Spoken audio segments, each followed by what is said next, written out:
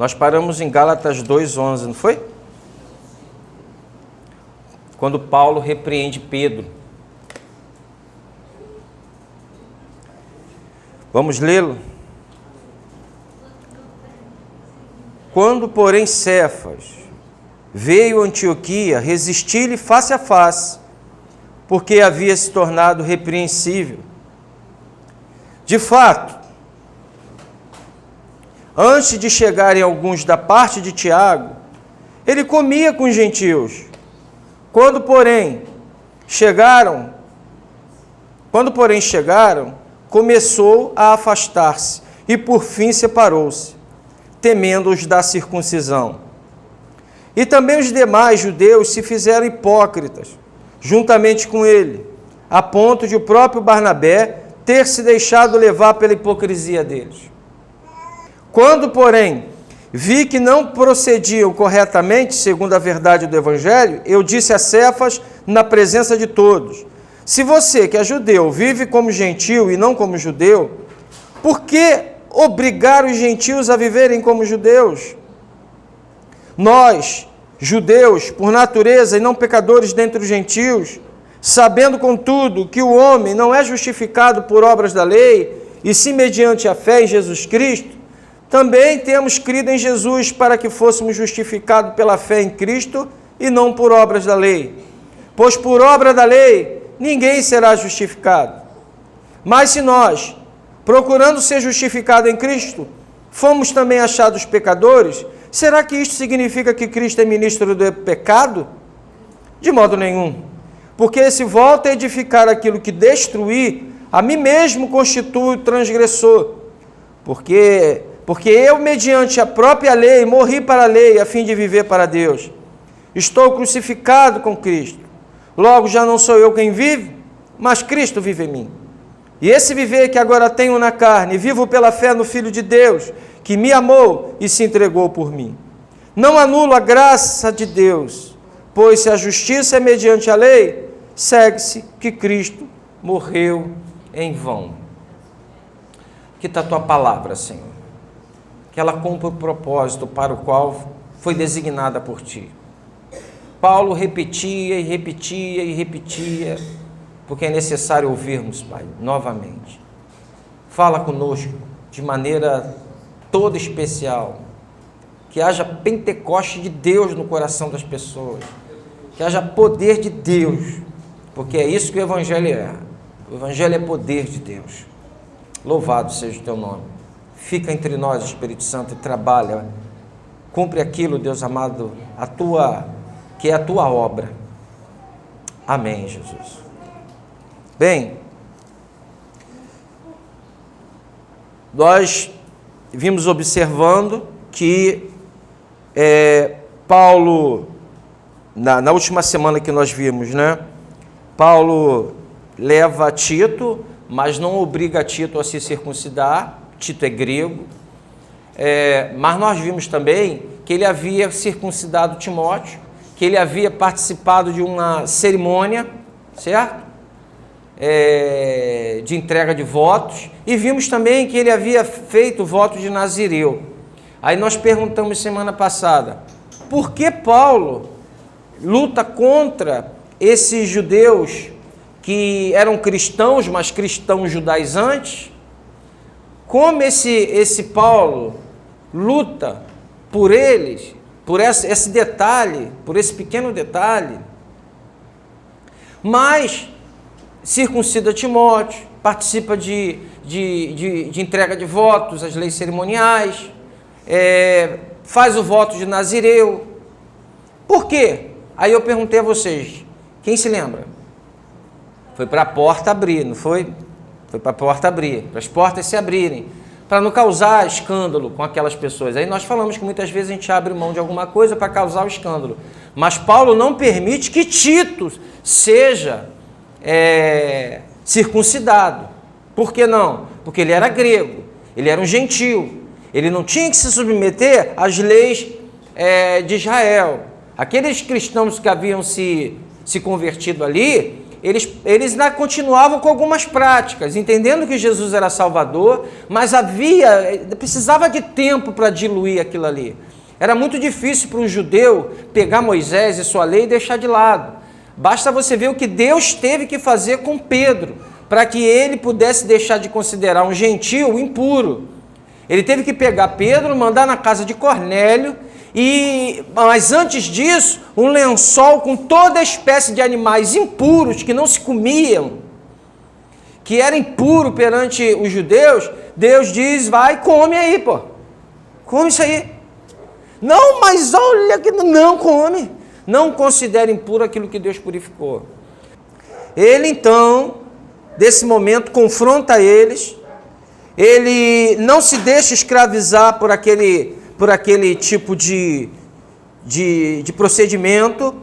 Ele diz que expôs o evangelho dele lá em Jerusalém, que os principais, né, Tiago, Pedro e João, não diz que ele está errado. A única coisa que acrescenta no final para ele se lembrar dos pobres.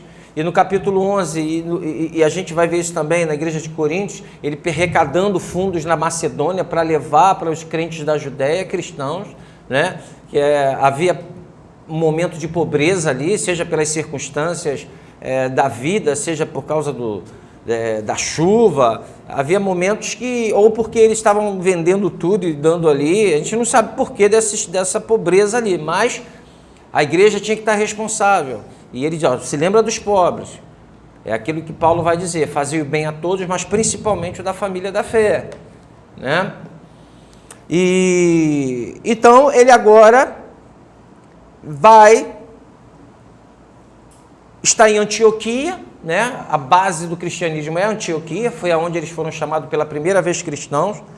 E então Pedro está lá junto com eles, está conversando, comendo com os gentios, comendo com Paulo. Pedro, ele já tinha consciência, ele já estava... Sabe que tem coisas na nossa vida que a gente está convencido pela razão, mas ainda estamos presos pelo tradicionalismo, estamos presos porque a gente quer ser aceito pelos outros, estamos presos porque foi que a gente aprendeu lá com nosso pai e nossa mãe, a gente fica escravizado. E eles haviam aprendido com seus pais que devia se circuncidar, que devia cumprir as ordenanças, que deviam praticar as leis cerimoniais. E Pedro, apesar de ser a pessoa que mais teve esse encontro ali, que o próprio Cristo refuta com ele, exorta ele, chama a atenção dele com essas práticas, ainda há uma cadeiazinha dentro dele. Olha o que acontece lá no versículo 11. Quando, porém, Cefas é Pedro, veio a Antioquia, resisti-lhe face a face, porque havia se tornado repreensível. De fato, antes de chegarem alguns da parte de Tiago, que era um dos líderes da igreja, ele comia com os gentios. Quando, porém, chegaram, começou a afastar-se e, por fim, separou-se, temendo da circuncisão, os da circuncisão. E também os demais judeus se fizeram hipócritas, juntamente com ele, a ponto de o próprio Barnabé ter se deixado levar pela hipocrisia deles. Outro Barnabé. Barnabé foi o cara que deu maior força para Paulo. Barnabé foi o cara que botou a cara para bater apresentando Paulo. Ó, esse cara aqui, Deus fez a obra. Todo mundo tinha medo de Paulo, que é o cara perseguiu o cristianismo, tem encontro com Deus, começa agora a pregar o mesmo evangelho. O que é interessante aqui é que eles estavam comendo normalmente, mas quando chegam os irmãos, né, judaizantes, ele começa, a disfarçar. E Paulo vai chamar de hipocrisia, porque ele está indo contra a própria consciência. Você já foi contra a sua consciência? Hein? Você sabe que é certo, você sabe, o Espírito Santo já revelou para você, mas para você não ficar mal com alguém, você vai contra a sua consciência. Martim Lutero, quando foi pedido, né, para que se retratasse das suas 95 teses, a frase dele foi: se vocês não me convencerem segundo as Sagradas Escrituras, né, que eu estou errado, eu não irei me retratar, porque é perigoso ir contra a própria consciência. Esse homem era um homem de envergadura, no meio daquele papado, do reinado de Carlos V. O cara, não, eu não vou. que é uma repetição que Paulo fala, né? Meu pensamento está cativo à palavra de Deus. Então, a gente precisa ter... Será que nosso pensamento é cativo à palavra de Deus? Ou a gente carrega tradição, a gente carrega modelos, a gente carrega o que falou, a gente carrega o que aprendemos, ou é cativo à palavra de Deus? Paulo aqui, e esse versículo aqui é um dos versículos que a igreja romana tenta abafar, porque se o Papa é infalível, né? Não se diz na igreja romana que o Papa é infalível, como o primeiro Papa, segundo eles, que não foi, porque a igreja tinha 3 líderes, João, Pedro, Tiago e João, Tiago é decapitado, como um Papa infalível se torna repreensível. Então eles tentam abafar esse texto aqui, né? Mas Pedro foi teve motivo de repreensão. Acho que um dos caras mais falhos dos apóstolos foi Pedro. Pedro nega Jesus. Não conheço não. Conheço 3 vezes. Arranca a orelha do soldado lá, né? E Pedro agora é hipócrita. Dissimula, né? Então, Paulo deve também ter ficado muito constrangido em chamar a atenção de um cara que já está ali há muito tempo, né? Mas não, ele tem o seu pensamento cativo à obediência de Cristo. Ele diz melhor, em outras partes ele vai dizer, nos cabe agradar a Deus do que os homens. O próprio Pedro vai falar isso também. Mas em algum momento aqui, Pedro vai permitir que essa dissimulação tome conta dele. E o pior, Barnabé também se expõe a essa situação, né? A gente muitas vezes há muitas denominações que jogam muita lei na cabeça das pessoas. Há algumas denominações que você não pode ter bigode, né? Você não pode ter bigode, você não pode ter barba, você não pode ir para a igreja sem terno, não é isso? Eu me lembro de um amigo meu que ele falava que ele tinha que tomar banho de roupa, porque se Jesus voltasse ele estava pelado e aí Deus não ia levar. Alguém toma banho de roupa aqui por causa disso? Não, né? Eram tantas outras coisas. Até 1920 não se entrava numa igreja sem o chapéu. Tinha que ter o chapéu, né? Então, eram tantas regras, tantas coisas que não estavam no Evangelho, porque muitas vezes você que veio de uma tradição dessa, aí você está aqui, você se sente livre. Você vem com a camisa esporte, né? Tudo mais. Mas quando tu vê uma pessoa dessa, você não se mantém firme. Você quer se simular também. Você quer, não, opa, estamos juntos aí. Ô, glória. Fala até no ala igual, né? Por quê? Porque a gente acaba deixando de levar o pensamento cativo à obediência da palavra, né? E ele continua lá. Quando, porém, vi que não procediam corretamente segundo a verdade do Evangelho, eu disse a Cefas, na presença de todos, olha, cara, ele chama atenção na frente de todo mundo. Existem comentários e algumas tendências, né, que diz que eles saíram no pau. Mas isso não há comprovação. Alguns comentários, alguns intérpretes chegam a dizer que eles saíram no pau.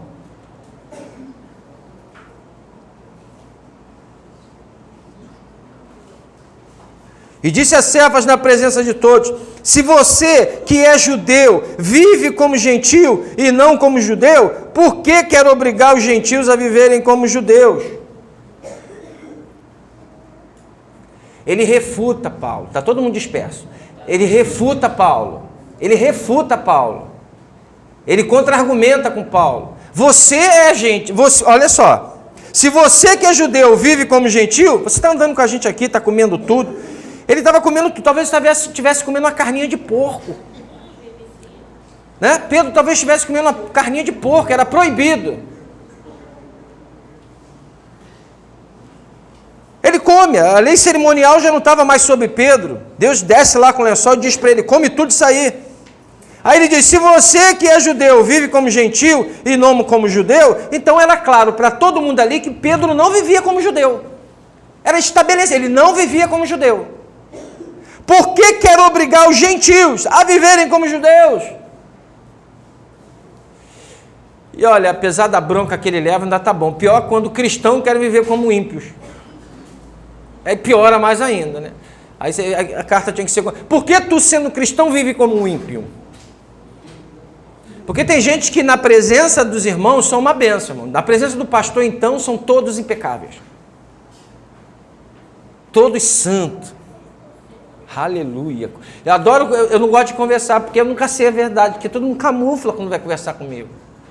Aí você vai falar a pessoa, não, olha, pastor, tem orado, buscado, Deus tem operado, aí tu sabe nada disso.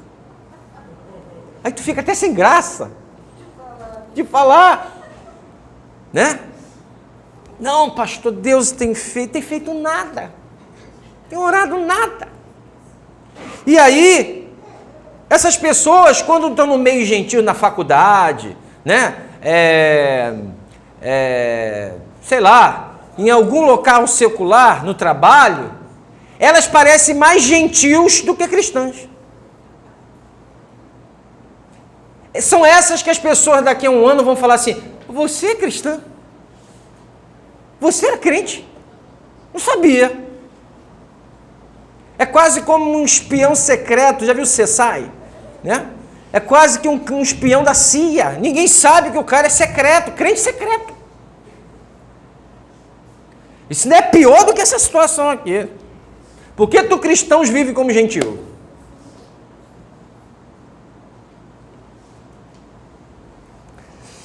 Nós, judeus, por natureza, e não pecadores dentre os gentios, ele não está dizendo que o judeu não seja pecador. Ele simplesmente aqui faz uma alusão dos judeus terem recebido a lei, as promessas, deles já conhecerem a Deus, coisas que os gentios não conheciam. Sabendo, contudo, que o homem não é justificado por obras da lei, e sim mediante a fé em Jesus Cristo. Também temos crido que Jesus, para que fôssemos justificados pela fé em Cristo Jesus, e não por obras da lei, pois as obras da lei, ninguém será... Cara, tem coisa mais clara do que isso aqui? Se eu não sou julgado pelas 613 leis, são 613 leis, amém? Porque engloba lei moral, lei cerimonial e lei civil. Quantas leis eram no Antigo Testamento? 10 não, 613. 10 lá são as morais. 613 leis. Impossível a gente guardar, impossível andar naquilo. Por isso que havia hipocrisia no meio dos judeus. E há hipocrisia dentro da igreja. Porque a gente tenta se justificar mediante a lei, regras. Não faça isso, não faça aquilo e não faça aquilo outro. Como se dá a santificação do crente? Pela fé no Senhor Jesus. E se você tem o Espírito Santo, ele já está gerando em você esse desejo da santificação. E ela é para a vida toda. Então agora eu me santifico, eu me torno santo pela fé no Senhor Jesus. Eu não olho mais para a lei e digo, não faz isso, não faz aquilo, não faz aquilo, não faz... A minha fé agora, a minha santificação se dá por olhar para Jesus e clamar a Ele, porque mediante o Espírito Santo essa santificação irá crescendo gradativamente. Eu não olho mais para a lei, isso pode, isso não pode, isso aquilo não vai, isso não vai, porque eu sou justificado pela fé em Cristo. E não pelas obras da lei. Então pega o Antigo Testamento, a lei moral e joga fora. Não, agora o Espírito que habita em mim é o Espírito de santificação. Ele vai me levar, e é por ele e não pela lei, mas ele vai me levar a viver aquilo lá. Mas pela fé e pelo poder do Espírito Santo, não mais pela regra. Porque a gente, quando se converte, isso aí, o próprio Augusto Nicodemos tem um testemunho que ele fala isso, né? Ele, durante 2 anos, ele jejuava um dia sim, um dia não. Ele orava 3 horas por dia, ele clamava, e ele tentava, e ele ia, e ele ficava, para tentar ser aceito perante Deus. E quantas pessoas não são assim? Não, tem que ir lá, porque senão Deus não vai operar. Não vou lá. As pessoas ficam igual louco, não conseguem descansar em Cristo. pelas obras de Cristo. Esse é um grande tema do nosso cristianismo, que é: Jesus é suficiente ou não? Amém. Jesus é suficiente para me salvar ou não? Amém. Mas na prática não é.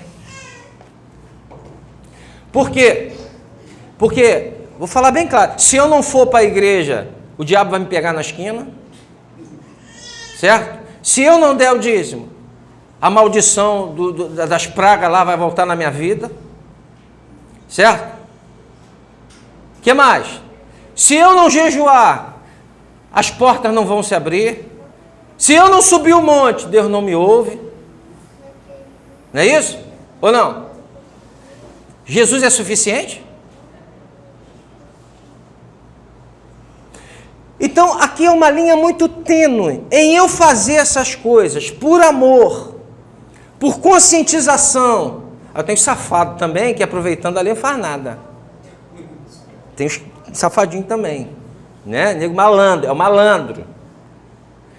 É igual a lei. A lei não me condena mais, eu não tenho que obedecer à lei, mas eu vou andar, porque eu estou em Cristo, eu vou matar o próximo? Eu vou adulterar? Não, eu cumpro a lei pela fé em Cristo. Eu cumpro a lei porque o Espírito está em mim. Então eu dizimo, seja lá o nome que você quiser, eu participo na igreja com o meu melhor, porque eu entendo que eu só estou vivo porque Deus me dá vida. Amém. Segundo, que se eu tenho um trabalho, foi Ele que me deu força. Eu me lembro muito de Deuteronômio capítulo 8. Cuidado para quando entrares na terra que o Senhor, seu Deus, te dá, não digas que foi teu braço que conquistou, porque eu que dou vida, saúde, força para vocês. Então, o seu trabalho maravilhoso que você tem, foi Deus que te deu. A saúde que você tem, é Ele que te deu. Basta um corona na tua vida. E não é o chuveiro, não. E não é a ducha, não. Basta o corona, meu amigo. Tudo que a gente faz é por gratidão a Deus. Se você está fazendo qualquer coisa para Deus, para ganhar o favor dele, você não entendeu o evangelho ainda. Não tem nada que você faça para ganhar o favor de Deus, a não ser a sua fé em Jesus Cristo. Não tinha problema lá os judeus se circuncidarem, crendo que Jesus é suficiente, eles estão numa regra, aos poucos eles vão sair daquilo ali. Mas impor isso aos gentios é como se estivesse edificando o que já foi destruído. Tudo que eu faço tem que vir para a igreja. Qual é a motivação que você vem para a igreja? Qual é a motivação que você vem para a igreja? Você vem porque você sabe da necessidade de ouvir a palavra, de estar com os irmãos, de congregar, porque é bíblico, porque você ama. Mas, pelo amor de Deus, não coloca isso como algo que você tem que fazer, porque senão, essa condicional, se... Eu vou dizer para vocês uma coisa. Eu sou dizimista. E eu faço isso de todo o meu coração. Charles Spurgeon, já botei até essa devocional dele lá. Ele diz uma coisa muito legal. O Senhor Jesus, Ele levou sobre si a maldição da lei, da gente não andar sobre ela. Nada, toda a maldição foi levada naquela árvore que Jesus foi pendurada. Toda a maldição estava naquela árvore. Assim como a árvore do conhecimento do bem e do mal levou o homem à queda, aquela árvore que Jesus foi pendurada nos reconcilia com Deus. E eu vou dizer uma coisa para você. Cristo levou sobre aquele madeiro as maldições da lei, de não se cumprir ela, mas Ele não revogou a bênção da gente andar nela. Não há nenhuma área da Escritura que diz que Deus revogou as bênçãos da obediência. E eu vou te dar uma... Quando eu deixo de ofertar, como as coisas se enrolam para mim? Quando eu deixo de... Não sei quem tem essa experiência aí, eu tenho. Ou deixo, ou eu peguei porque precisei, e aí depois eu vou... Começa a confusão. Eu tenho essa experiência. É minha essa experiência. Porque eu dizimo porque Deus me convenceu de dar o dízimo. Dízimo é um norte, né? Mas Deus me convenceu, porque eu já contei isso aqui 1000 vezes, quando eu estava lá na Leopoldina e eu não queria ofertar de jeito nenhum, contribuir, e eu falei que não poderia por causa da passagem, eu não vou fazer isso por causa da passagem. E porque a igreja era muito rica. A igreja tinha 12 colunas de Salomão, enorme, mas não era outra aí de Salomão, não era outra igreja, era uma igreja madureira. E eu falei assim, Deus, eu não vou ofertar na sua casa porque vai fazer falta para passagem durante a semana. E quando eu fiquei, bota, aí quando eu coloquei a carteira definitivamente que eu não ia dizimar nem ofertar, eu olhei para o chão, havia 33 vale-transporte. Eu não falei que ia fazer falta para passagem? Deus me deu 33 vale-transporte. Aí eu falei, não tem como, né? Então Deus falou comigo, eu não fiz na minha cabeça, Deus falou comigo. E foi profundo. E eu sei que Ele requer, até mesmo porque eu sou um pastor. Como é que eu vou pedir uma coisa de vocês que eu não faço? Não tem como. Eu sei que tem pastores que vêm aqui na frente e dão um grande dízimo para motivar o povo. Eu não faço isso, é eu com Deus. Também não condeno quem faz não, porque só quem paga as contas sabe como é difícil. Mas minha relação com Deus para a salvação em momento nenhum entra nessa jogada. Minha relação com Deus para a salvação em momento nenhum é condicionado por nada que eu faça, nem o jejum, nada disso. Então a gente precisa ter muita consciência, por que eu faço o que faço? Dentro da palavra de Deus, dentro da caminhada. Por que eu faço o que faço? Porque tem muita gente que pode estar dando o maior dízimo, e Jesus vai confrontar isso lá com a viúva pobre, né? Mas não está com a intenção correta. E aí, tem como. Então, é necessário nós nos confrontarmos e dizer, por que eu faço o que eu faço? Paulo, em algum momento, diz, aquele que dá pão ao que semeia, suprirá e aumentará a sua própria sementeira. Há promessas para isso. Tem como, há promessas. Agora, eu não posso colocar isso como condição para Deus te honrar. É Deus com você, não sou eu que tenho que falar isso. Eu não posso falar para tu dar teu tudo, que Deus vai dar teu tudo. Não posso falar isso. Não posso botar lenha aqui na frente e dizer que a fogueira é santa. Não posso. A Bíblia não me autoriza isso. Não posso. Não posso. Deus, às vezes, é até misericordioso com essas pessoas, porque sabe que elas não têm conhecimento bíblico. E aí Deus, pela misericórdia dele, está abençoando aí até... Mas vai ser cobrado, que devia ter conhecimento. Então, gente, é por isso que Paulo era tão cirúrgico com a questão da lei. Se coloca alguma coisa, você já está fazendo o que com Cristo? Renegando Ele. É necessário você crer que Jesus é suficiente para a sua salvação. Não é guardar o sábado. Tem irmãos aí, infelizmente os adventistas, diz que quem não guarda salvo, o sábado não é salvo. Meu Deus do céu. Se você pegar os judeus messiânicos, quem conhece os judeus messiânicos aqui? Levanta a mão. Quem conhece o judeu messiânico? Ah, judeu está se convertendo, ele é um judeu messiânico. Saiba você que o judeu messiânico não acredita que Jesus é Deus. O judeu messiânico não acredita que Jesus é Deus. Não crê na Trindade. É igual um testemunho de Jeová. Eu já vi irmão ir congregar junto com um judeu messiânico. Não vou para lá para eles que são bons, porque eles eram judeus, então eles estão mais perto de Deus, então vamos para lá. Só que ele nega a Trindade. Então é necessário nós olharmos para a palavra de Deus e entendermos o espírito dela. E ele continua ali, mas se nós, procurando ser justificados em Cristo, fomos também achados pecadores, será que isso significa que Cristo é ministro do pecado? De modo nenhum, porque se volta a edificar aquilo que destruí, a mim mesmo constituo transgressor. Então, peraí, se eu passo a crer em Jesus Cristo, para os judeus eu sou pecador, porque eu estou deixando Moisés e crendo só em Jesus.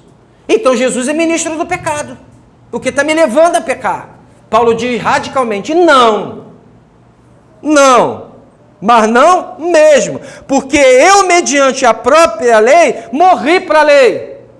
A fim de viver para Deus. Olha o que ele faz. O que Paulo vai dizer lá na frente? Que a lei é um aio. O que é um aio? É um tutor, é uma ponte, é um meio. Até que viesse, até que atingíssemos a maioridade. Quando Jesus vem, a gente atinge a maioridade. A lei foi só uma ponte. Um meio.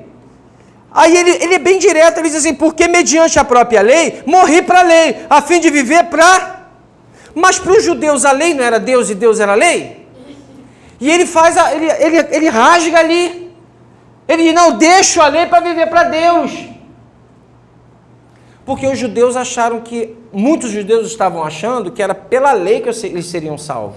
Mas o tempo todo Deus vem mostrando que a fé, eles seriam salvos pela fé. Porque Abraão está antes de Moisés, já tinha sido revelado. E ele disse que o justo viveria pela fé. Fé no descendente. Lá em Gênesis 3,15 falou que a serpente morderia o calcanhar, mas ele esmagaria a cabeça, o descendente da mulher. Então o evangelho foi revelado. Disse lá em Gênesis 49 que o cetro não se arredaria de Judá até que viesse Siló. Judá foi a tribo a qual Jesus veio. Davi então disse o Senhor a meu Senhor. Então, várias revelações, várias profecias tinham sido dadas da vinda de Jesus. Eles tinham que ser salvos pela fé no Messias que viria. Assim como nós somos salvos pela fé no Messias que já veio. Mas Deus dá a lei para algumas finalidades. Primeiro, para norteá-lo. 430 anos no deserto, sua mente é de escravo. Estava escravizado. A gente está escravizado, às vezes, por modelos que a gente aprendeu. Paulo não. Hudson Taylor não. Se eles estavam no lugar, eles sabiam se comportar como aquele lugar. Se eles estavam no outro, eles sabiam... Tem gente, meu irmão, que parece... É direto, qualquer lugar. E esse povo aqui queria impor aos gentios o modo judeu de viver, porque o nosso modo que é certo, é assim que a gente faz, tem que ser assim. Não, existe outra, por isso que todo mundo tinha que viajar para fora do país. Todo mundo tinha que viajar para fora do país, para conhecer outras culturas, não é para se dizer que não, é para conhecer outras culturas. Eu tenho um estudo aqui do índio quando vem para a cidade grande. O índio chegou na cidade grande e ele então... começa a observar o modus do branco. O branco vai numa pia, né, lava o rosto, começa a fazer barba, tal. Aí ele chega lá para narrar para a tribo dele como foi o modus do branco.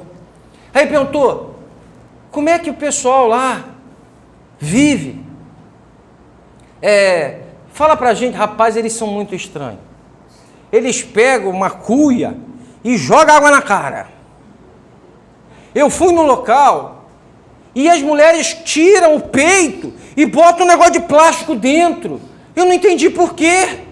Eles cortam e jogam o negócio dentro. E outra coisa, tem um negócio lá, uma lâmina, que eles tacam na cara.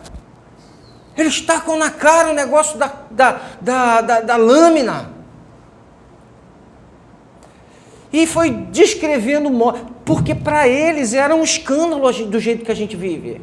Eles não entendiam porque a pessoa fazia aquilo. O médico para eles era o curandeiro, eles vão no curandeiro. E aí começou a narrar o modus operandi lá dos curandeiros dele. Né? Então o que a gente aprende com isso? A gente tem que aprender a respeitar a cultura do outro. Quando a gente também vai numa comunidade, a gente é estranho para as pessoas. A pessoa logo fala assim, isso aí é estranho. Não é? Então, a viagem faz você conhecer outras culturas. Outro modo de fazer as coisas, que é diferente da gente. Na Rússia, se o Rodrigo chegar lá agora, ele vai ter que dar uma bicota no cara. Porque é um modo de se cumprimentar na Rússia. O homem beija, dá bicota. Isso não é um horror para você? Mas é a cultura deles. Uma nação enorme, historicamente Mas é assim que eles se cumprimentam. Sabe-se como se cumprimenta lá no Catar? É assim, ó.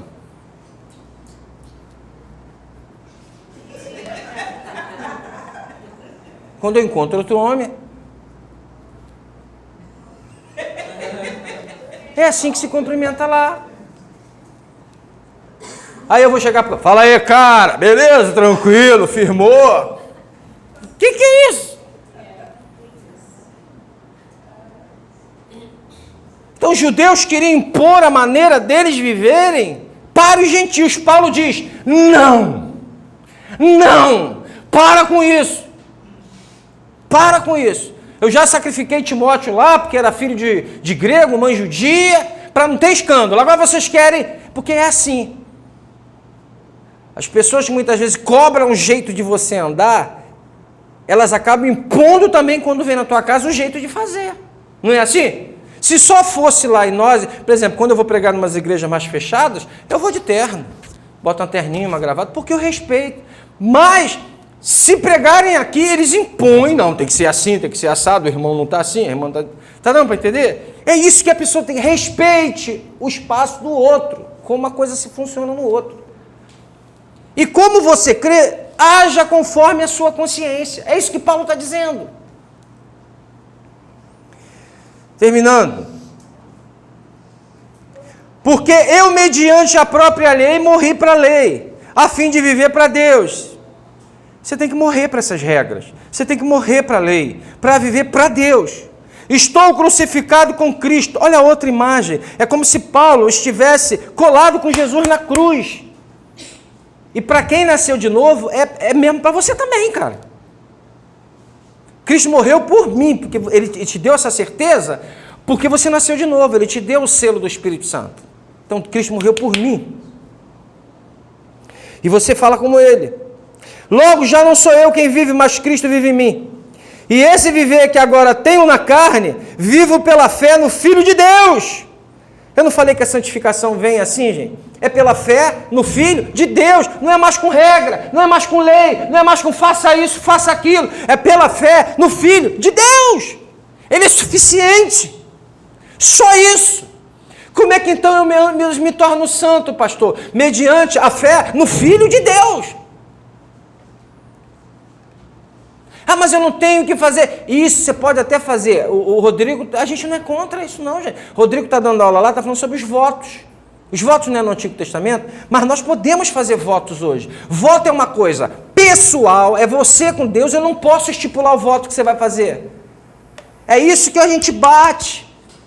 Eu não posso estipular o voto que você vai fazer, é você com Deus. Eu já teve irmãos aqui que falaram, pastor, minha causa na justiça está terrivelmente presa. Há anos não sai. Eu vou fazer um voto com Deus, eu quero abençoar essa igreja aqui. Já aconteceu isso de pau aqui.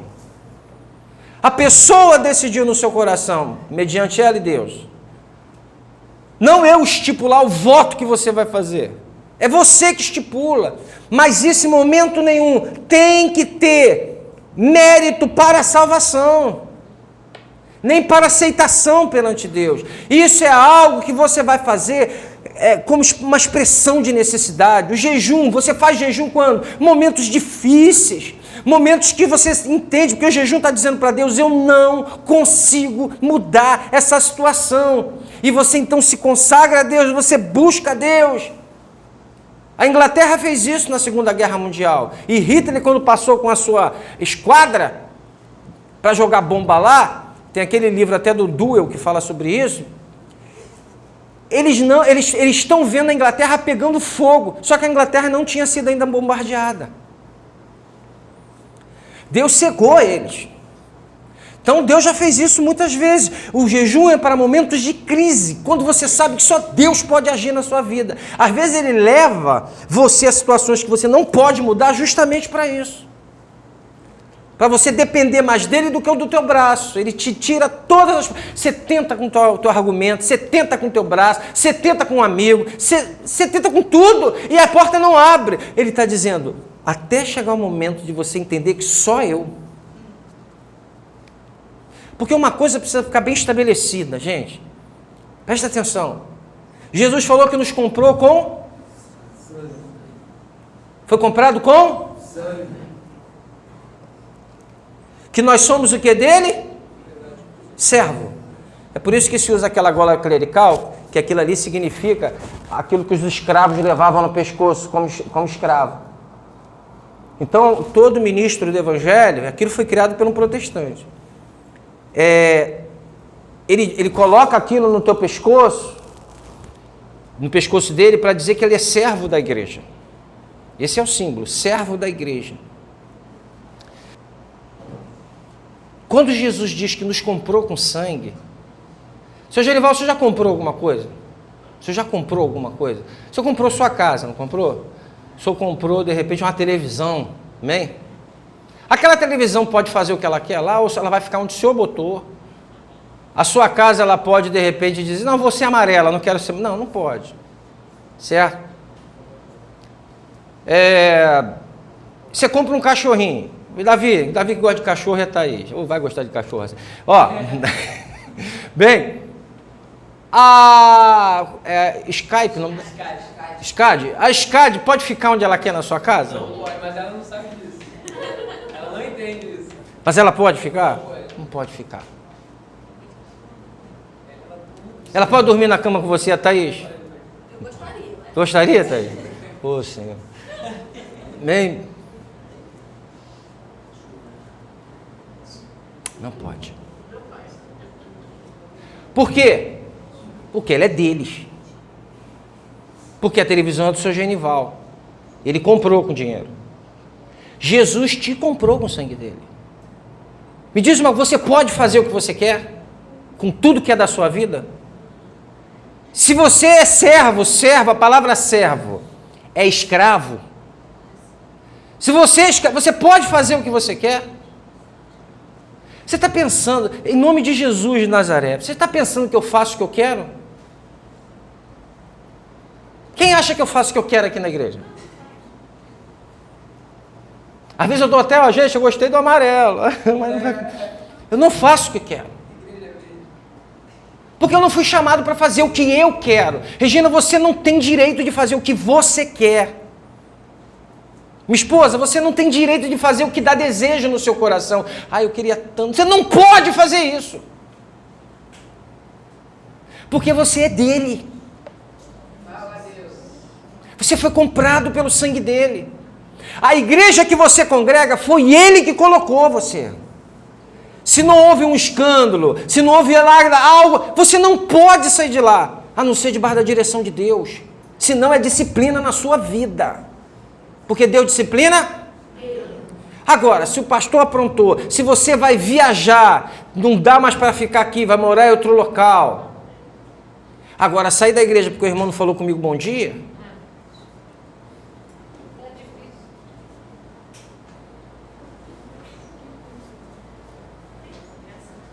Ou porque a igreja não atendeu às minhas necessidades? Tem gente que acha que a gente tem que descobrir a necessidade do outro. A gente não tem como descobrir. Tem que falar. Principalmente por diáconos. Amém? Então eu não posso fazer comigo o que eu quero mais. Eu não quero. Quantas vezes... Gente, vocês não sabem como eu sou doido para sair de Olaria, de Ramos, da minha rua. Vocês não têm ideia como eu detesto aquele lugar. Minha sogra sabe que é minha irmã. Minha irmã, então, para, meu irmão. Vocês não sabem como eu detesto aquele lugar.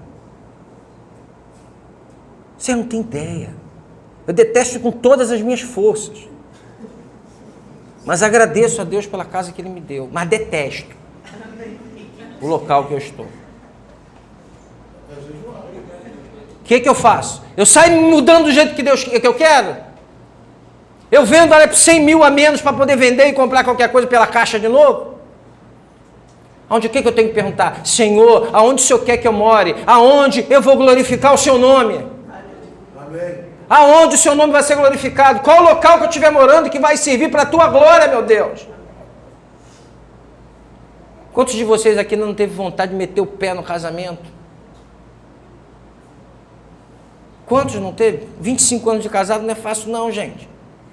A gente tem que deixar de ser hipócrita. Igual aquela irmã perguntou, você já teve vontade de separar do seu marido? Ela, não, nunca, mas de matar várias vezes.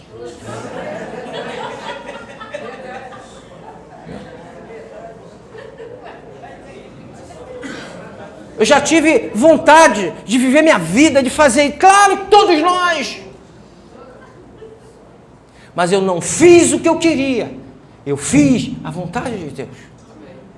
Porque eu sei quantas pessoas hoje não estão pagando preço lá fora porque fez a sua vontade. Para de fazer a tua vontade. Se submeta à disciplina de Deus. E deixa Ele trabalhar. Pastor, o senhor está dizendo agora que então eu vou ficar aqui esperando ouvir a voz de Deus. Não! Leia isso aqui para você saber qual é a vontade de Deus. Está revelado aqui qual é a vontade dEle. Aprenda a ver Deus nas circunstâncias.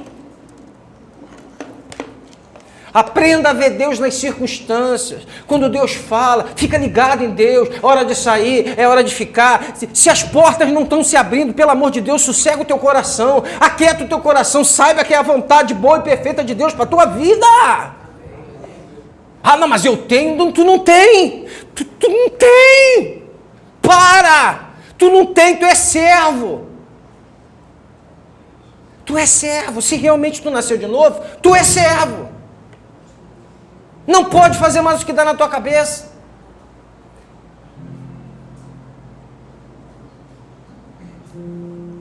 Não pode fazer mais o que dá na sua cabeça. É segundo a vontade de Deus. Gente, se eu fizesse o que eu quero, já começa, minha irmã seria pastora nessa igreja. Minha esposa já seria ordenada também, porque dizem aí que mulher de pastor é pastor, não é? Pastora? Não dizem que as igrejas doidas aí dizem que mulher de pastor é pastora? Já seria pastora. Às vezes o pessoal ia lá no trabalho dela, aí falava, como é sua esposa de um pastor? Pastora! Não sou pastora não. Eu gosto de estudar aqui psicologia, não tem nada a ver com pastora não. Tira a cara, né? Então já seria pastora, não é verdade? Alguns irmãos aqui já teriam ordenado, porque às vezes eu sinto uma peninha, vou ordenar o irmão ali. Já errei, gente, já errei mesmo. Coisa que hoje vai ser difícil de errar, porque eu prefiro ouvir a voz de Deus. Prefiro perder uma amizade, perder um relacionamento, do que não fazer a vontade de Deus, porque só Deus sabe depois as consequências que vêm. Vocês estão conseguindo entender?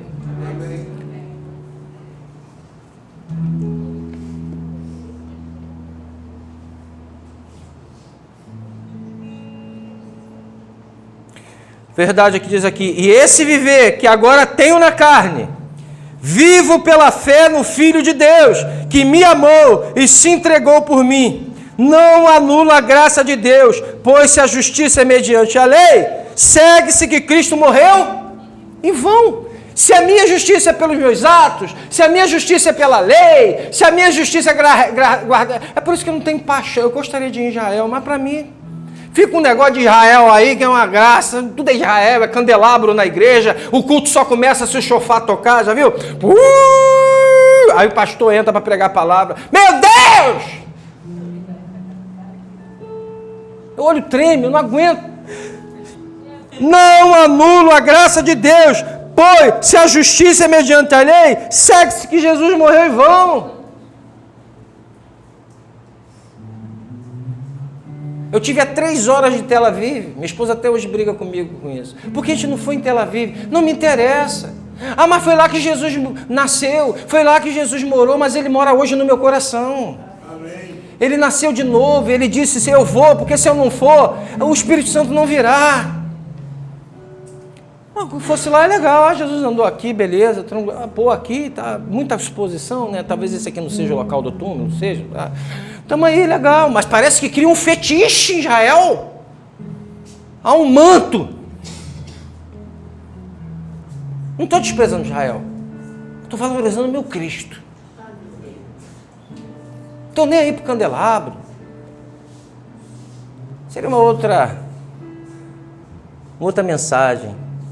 Vocês sabem que na Etiópia tem uma igreja grande, que hoje ainda tem a Arca da Aliança. Mas isso seria para outra mensagem. Aí que ele diz: e esse viver que agora tenho na carne, vivo pela fé no Filho de Deus que me amou e se entregou por mim. Romanos 3, 28 vai falar esse termo de justificação de novo. E Martim Lutero, vocês sabem que Martim Lutero, ele quando lê Romanos 1,17, onde diz que a justiça de Deus se revela do céu de fé em fé, é quando ele pensava que aquela justiça era a vara de Deus. Quando o Espírito Santo ilumina o entendimento dele, que ele entende que aquela justiça, e ele era um padre, um monge, que aquela justiça ali não era a disciplina de Deus, a justiça era Jesus. Ou seja, a justiça se revela, é um novo caminho para eu ser salvo, fora da lei, fora dos atos, mas por Jesus. Ele vai complementar o seu entendimento quando ele lê Romanos 3, 28, que diz que nós nos tornamos justos, né? Ele vos fez justo. Só que a Vulgata de Jerônimo colocava assim, justificare, no latim, justificare, significa que você é justo. Martinho Lutero leva aquilo lá, justificare, eu sou justo, mas eu vejo a minha carne militando contra um monte de coisa. Aí Erasmo de Roterdã, ele faz uma tradução, está todo mundo voltando para a língua clássica, né, para o grego, ele faz uma tradução, e quando ele lê a tradução de Erasmo, ele vai ver que a palavra lá é dikaió. Essa palavra muda tudo, essa palavra que explode a reforma, gente. Porque no grego a palavra dikaió significa declarar justo e não tornar-se justo. Ele diz, então eu sou declarado justo perante Deus e não me torno justo. Porque você sente a diferença de se tornar justo e ser declarado justo? Se tornar justo significa que eu não peco mais. E ele via na carne dele o tempo todo, ele se confessava o dia inteiro. Mas quando ele entende que ali, é dikaió no grego, se diz declarado justo, ou seja, é um tribunal, onde Deus, pela fé em Jesus Cristo, me absolveu. E ele passa a lutar contra a igreja romana com todos os dentes dele. Não magistério, não sacramento, não bispo infalível, não só igreja, solamente a fide em Cristo. Só a fé. E qual foi a carta? Ele disse que a carta aos Gálatas, ele tinha casado com a carta aos Gálatas. Ele disse que ela era sua esposa. O nome da sua esposa era... Como era o nome da esposa dele? Caterine Vambora. Ele dizia que era Catarine Vambora dele. Caterine Vambora dele. Porque a Gálatas foi a carta onde ele embasou todas as doutrinas. E hoje eu e você só estamos aqui porque Deus usou esse homem. Senão a gente ainda estava sob o jugo papal. Se não fossem os reformadores, nós não estaríamos aqui. Então Deus revelou a esse homem esse simples detalhe. Não se tornou justo, mas foi declarado justo. Amém? Que leiamos a carta aos Gálatas, que venhamos para cá com dúvida, para que a gente possa, Deus falar com você naquele momento, diluir a sua dúvida.